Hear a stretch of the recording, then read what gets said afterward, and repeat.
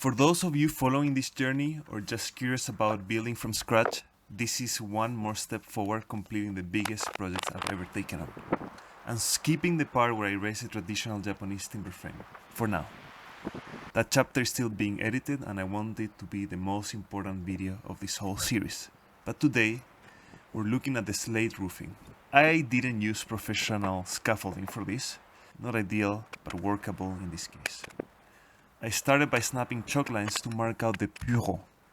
That's the exposed height of each slate. Getting the spacing right is what keeps the entire layout consistent.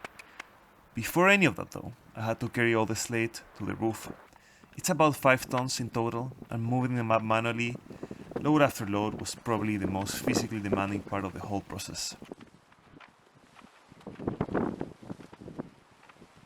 Most of the slates are installed with hooks and don't need cutting. I only trim the ones at the edges and around the ventilation tiles. For those cuts, I use an enclume and a roofer's hammer. Simple, but really beautiful tool. I use a gauge stick to set the horizontal spacing of the battens. The slate hooks usually just rest on the batten, except in spots where the vertical counter batten on the rafter gets in the way. In those cases, I switch to pointed hooks and nail them directly in.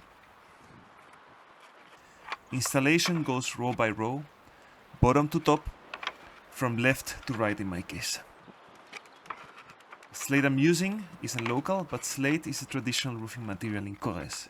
It's dense, durable, and can last kind of forever.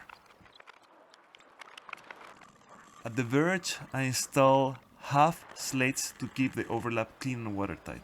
This part takes more time, but it's essential for a solid finish.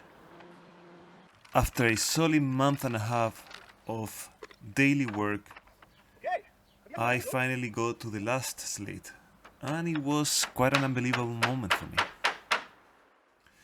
And for the finishing touches, for the ridge I use zinc capping the clips in place, no nails. The pieces lock mechanically onto a mounting strip, as long as alignment is straight.